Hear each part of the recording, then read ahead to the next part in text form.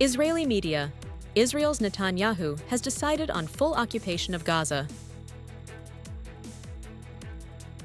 Government provides emergency financial support to Điện Biên and Nghệ An provinces.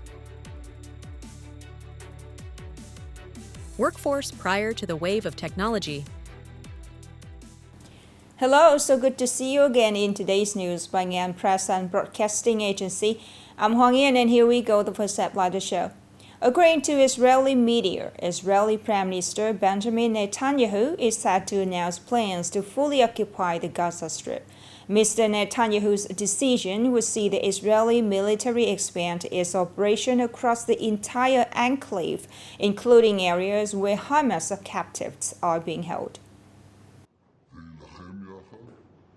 Negotiations on a hostage and ceasefire deal in Gaza appear to be at an impasse, with Israel Prime Minister Netanyahu leaning towards expanded military operations and Hamas demanding the humanitarian situation be addressed before it returns to talks.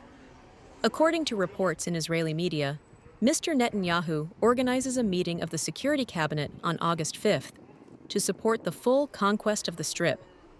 However, according to CNN, the defense officials opposes an expansion of ground operations in areas where the hostages are believed to be held, as it would risk putting them in harm's way. It's unclear whether the Israeli government's approach is in line with that of U.S. President Donald Trump's Middle East envoy, Steve Witkoff.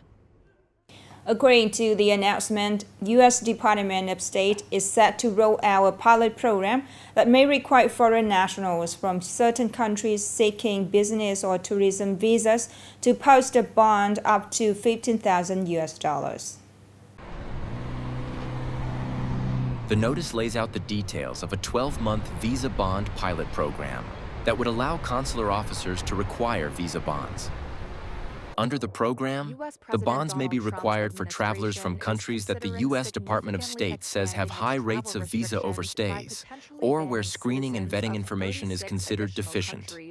The U.S. Department of State will also provide an explanation of why the bonds are required, according to the listing, which will be published in the Federal Register.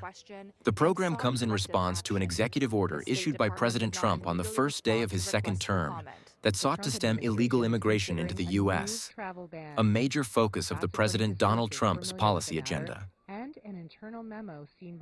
Vietnamese Deputy Prime Minister Hồ Đức Phước has signed decision number 1662 of the Prime Minister on approving the second emergency financial assistance to the flood-hit provinces Điện Biên and Nghệ An. Under the decision, the government will allocate VND 300 billion from the 2025 National Budget Reserves to support initial recovery efforts in the two flood-affected provinces. According to a proposal from the Ministry of Finance, Điện Biên will receive VND 100 billion and Nghệ An will receive VND 200 billion. The funding aims to help restore basic infrastructure and stabilize the lives of residents in the aftermath of recent severe flooding. The People's Committees of Điện Biên and Nghệ An provinces are responsible for managing and utilizing the allocated emergency funds in strict accordance with the provisions of law. The funds must be used for their intended purposes, directed toward the appropriate beneficiaries, and dispersed in a transparent and accountable manner to prevent misuse or corruption. Upcoming are some updated news. President Luong Quang met with staff of the Vietnamese embassy and representatives of the Vietnamese community in Egypt on August 4th, as part of his ongoing state visit to the African country.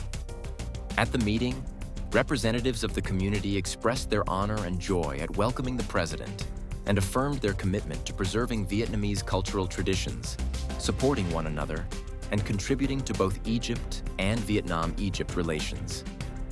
President Luong Quang extended his warmest regards and appreciation to the community for their solidarity, respect for local laws, encouraging the community to preserve Vietnamese language and culture, integrate well into the host country, and support Vietnam-Egypt ties.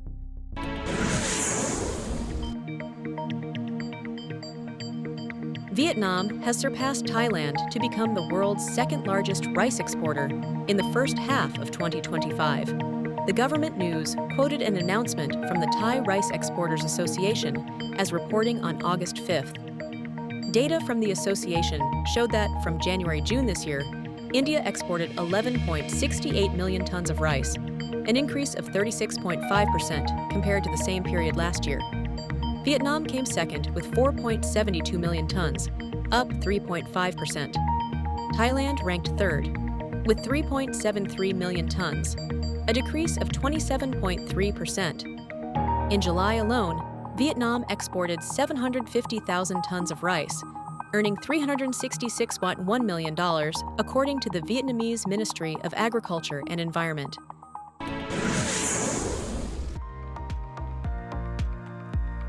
In 2025, Nghệ An will honor 4 groups of students with high scores.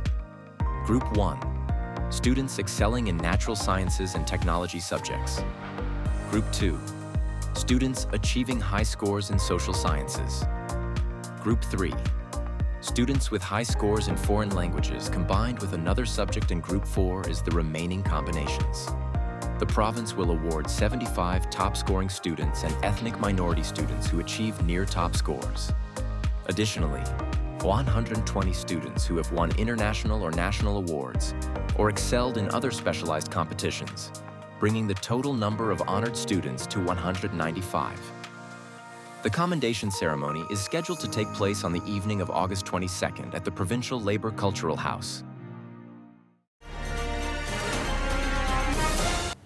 As the labor market is under pressure from artificial intelligence and automation, the urgent need for adaptation presents a major challenge for both workers and businesses. Therefore, building a flexible human resources ecosystem has become an essential requirement. More in the story today. In the rapidly developing picture of technology, not only businesses, but also workers are facing a major turning point. The same goes for Mr. Locke and Ms. Lin. Artificial intelligence, automation, big data are no longer distant concepts. Artificial intelligence, automation, big data are no longer distant concepts, but are gradually changing the way of working. After adopting the technology, the process is shortened. The process is shortened like a virtual reality experience for customers who do not have time to go to the field. From factories to offices, from workers to administrative staff, technology is taking over human work, opening up new opportunities. It is necessary to update technology trends, adapt quickly, and have a good sense of the market to optimize and compete effectively. Applying technology to production and business activities is a vital factor. However, for labor-intensive businesses like manufacturing and retail, digital transformation often faces hurdles, namely concerns about staff disruption and the impact on employee jobs. We've